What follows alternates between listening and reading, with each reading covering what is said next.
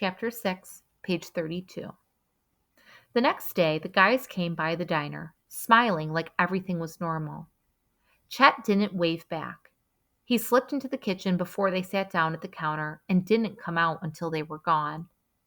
After the breakfast rush was over, Uncle Jerry handed Chet a mug of root beer and told him to have a seat.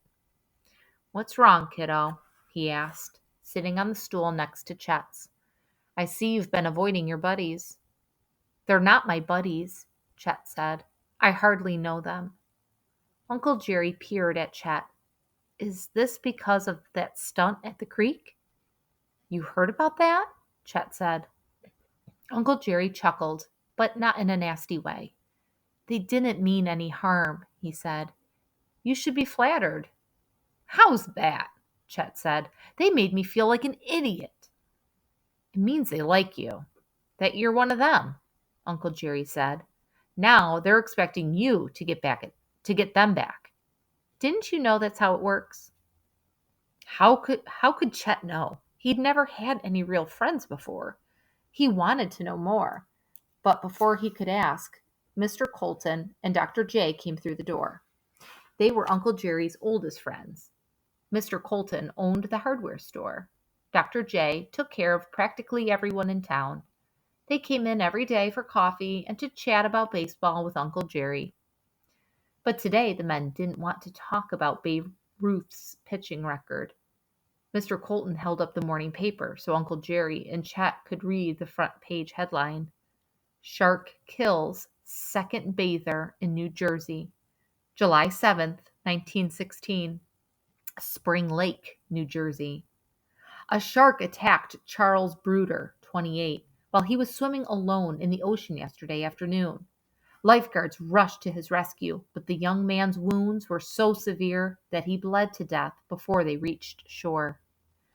Bruder, a well-liked bell captain at the Essex and Sussex Hotel, was known to be a strong swimmer, but he was no match for the beast, which attacked without mercy. Before he perished, Bruder was able to tell a remarkable story to his rescuers. He was a big gray fellow and as rough as sandpaper, Bruder said. I didn't see him until after he struck me the first time.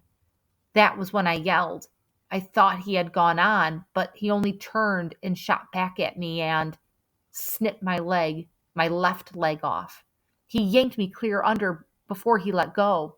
He came back at me, and he shook me like a terrier shakes a rat." Bruder tried to say more, but he became too weak. He died of massive blood loss and shock before lifeguards could get him back to shore. Officials are warning people not to swim alone. "I still don't believe it," said Uncle Jerry. Someone is cooking up these stories to sell newspapers." "Could be," Mr. Colton said. "Folks are terrified, though. My wife's cousin lives out there, and she says nobody will go near the ocean. They have fishermen out with rifles shooting at anything that moves." "You know what this reminds me of?" Dr. J said. "The Creek Devil." "What's that?" Chet asked. Mr. Colton and Dr. J chuckled. Then Mr. Colton shifted his hefty body forward on the stool.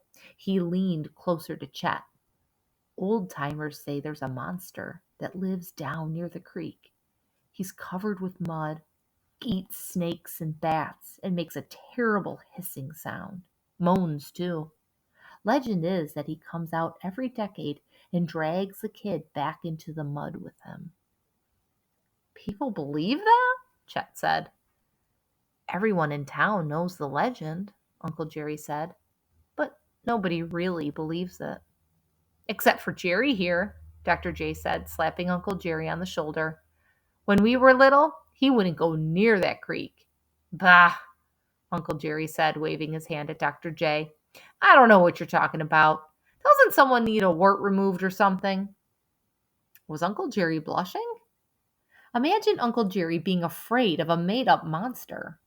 Chet smiled to himself. Maybe there was hope for him yet. Suddenly, Chet had an idea for the greatest prank ever. Folks would be talking about it for years. and then he'd be part of the gang for sure.